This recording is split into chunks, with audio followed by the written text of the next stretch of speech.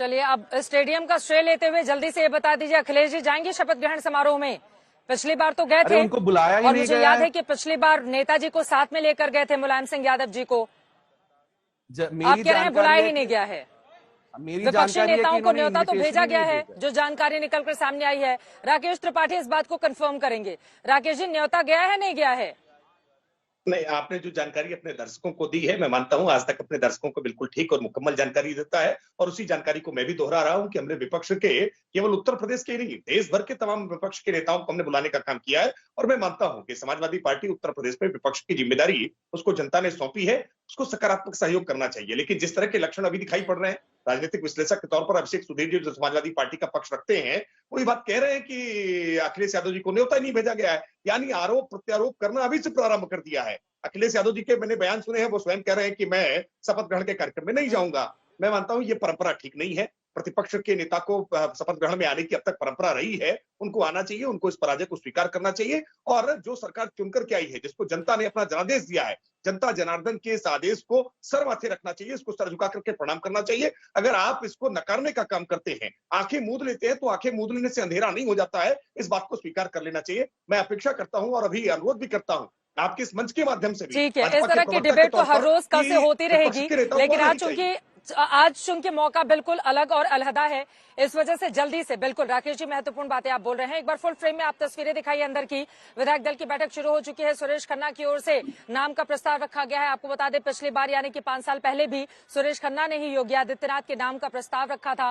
कई बार वो अपने क्षेत्र से विधायक चुने जाते रहे हैं, योगी सरकार में मंत्री भी रहे हैं। उनकी ओर से योगी आदित्यनाथ के नाम का प्रस्ताव रखा गया है और विधायकों की मोहर के साथ ही विधायक दल का नेता चुन लिया जाएगा योगी आदित्यनाथ को। और कल शपथ समारोह शाम 4 बजे से शुरू होगा, जिसको लेकर भव्य तैयारी की गई है। अटल बिहारी वाजपेयी एकाना अंतर्राष्ट्रीय स्टेडियम में जगह जगह जिस तरह से सजाया गया है पूरे के पूरे स्टेडियम को, ऐसा कहा जा रहा है कि ताकत दिखाने की कोशिश भी होगी, क्योंकि हजारों की तादाद में अलग अलग हिस्सों से कार्यकर्ताओं को भी आमंत्रित किया गया है, विरोधी दलों के नेताओं को भी बुलाया गया है ताकि वो इस कार्यक्रम का हिस्सा बन सके। फिलहाल अंदर की तस्वीरें हम आपको टीवी स्क्रीन पर दिखा रहे हैं। तमाम दिग्गज नेताओं के साथ ये बैठक की शुरुआत, विधायक दल का नेता चुने जाने पर औपचारिक मोहर का इंतजार है। सीधे विनोद अग्निहोत्री जी जरा इन तस्वीरों पर ही रहते हैं।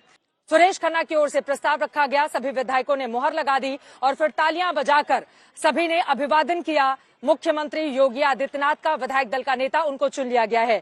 इन तस्वीरों के साथ ही सीधे आपके पास आते हुए विनोद अग्निहोत्री जी, ये बात तो बिल्कुल साफ है। देखिए, योगी आदित्यनाथ 5 साल पहले जो थे और आज 5 साल बाद जो है, दोनों में जमीन आसमान का फर्क है। पहले वो गोरखपुर से 5 बार के सांसद चुने गए 1998 से लेकर 2014 तक, लेकिन उसके बाद हम सब ने देखा 2017 में मुख्यमंत्री बनने के बाद अब उन्होंने खुद अपनी एक पहचान बना ली। और बहुत जरूरी है इस बात का जिक्र करना, हालांकि बुलडोजर आज तो कहीं नजर नहीं आया, लेकिन जिस दिन रिजल्ट आए थे 10 मार्च को, हम सब ने देखा बुलडोजर लेकर कार्यकर्ता अपने माथे पर लगाकर कोई बुलडोजर पर सवार होकर कैसे डांस करता हुआ, थिरकता हुआ, झूमता हुआ दिखाई दिया। योगी आदित्यनाथ का बढ़ता हुआ कद, इसके संकेत क्या समझे जाएं? विनोद अग्निहोत्री। देखिए चित्रा जी, पहली बात तो मैं राकेश त्रिपाठी जी की बात से सहमत हूं कि सारे विपक्ष के नेताओं को जिनको न्योता भेजा गया है शपथ ग्रहण समारोह में जाना चाहिए, क्योंकि लोकतंत्र में सत्ता पक्ष विपक्ष शत्रु नहीं होते, प्रतिद्वंदी होते हैं। और एक बार चुनाव हो गया, जैसे स्पोर्ट्समैन स्पिरिट होती है कि मैच के बाद सारी टीमें एक दूसरे से मिलती हैं, हाथ मिलाती हैं, जो जीतता है उसको ट्रॉफी मिलती है, जो हारता है वो भी उसको दूसरा नंबर मिलता है, तो वो जाना चाहिए। दूसरी बात यह है, जहां तक योगी आदित्यनाथ के कद की बात है, तो निश्चित रूप से योगी आदित्यनाथ का कद अब काफी बड़ा हो गया है।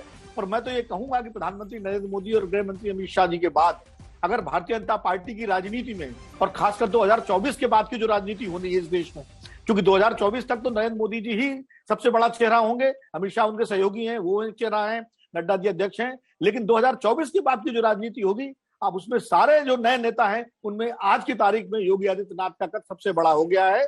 ये बात बिल्कुल स्पष्ट है, क्योंकि 2022 का जो विधानसभा चुनाव है उसमें जहां तक प्रधानमंत्री नरेंद्र मोदी जी की जो भूमिका थी या अमित शाह जी की रणनीति थी वो तो है ही, लेकिन योगी जी का भी जो है 5 साल का पूरा रिपोर्ट कार्ड और उनका जो है पूरा चेहरा, वो भी एक बहुत महत्वपूर्ण बिंदु है, उससे इनकार नहीं किया जा सकता। इसलिए भविष्य भारतीय जनता पार्टी और संघ परिवार की पूरी राजनीति में योगी आदित्यनाथ आगे आने वाले दिनों में एक बहुत महत्वपूर्ण भूमिका निभाएंगे। उत्तर प्रदेश के साथ साथ अभी उनको तमाम राज्यों में भेजा जाएगा जहां जहां चुनाव होंगे, और ये बताया जाएगा कि कैसे योगी आदित्यनाथ ने उत्तर प्रदेश में वो ऐतिहासिक जीत दर्ज की है। तो इसलिए धीरे धीरे योगी आदित्यनाथ की स्वीकार्यता पूरे देश में बनाने की कोशिश भारतीय जनता पार्टी उसी तरह करेगी जैसे कभी नरेंद्र मोदी जी के लिए किया गया था। तो एक तरह से भाजपा ने अपने भविष्य की रणनीति और अपने पत्ते भी खोल दिए हैं लोगों के सामने। और हिंदुत्व का एक बड़ा चेहरा है योगी आदित्यनाथ जी, और संघ परिवार की जो हिंदुत्व की राजनीति है, मैं फौरन लौटूंगी आपके पास। भी अभिषेक मिश्रा इस वक्त हमारे साथ लोक भवन के अंदर से जुड़ चुके हैं। अभिषेक, क्या जानकारी देंगे आप हमारे दर्शकों को? सुरेश खन्ना की ओर से प्रस्ताव रखा गया, उसके बाद सभी विधायकों ने स्वीकार किया, विधायक दल का नेता चुन लिया गया है योगी आदित्यनाथ को। जब ये पूरा का पूरा कार्यक्रम अंदर हो रहा था उस वक्त की तस्वीरें भी हमारे दर्शक लगातार देख रहे थे, लेकिन आप जानकारी दीजिए, आंखों देखा हाल बताइए कि जब उनको विधायक दल का नेता चुना गया तो तालियों की गड़गड़ाहट के साथ किस तरह से स्वागत हुआ मुख्यमंत्री योगी आदित्यनाथ का? अभिषेक।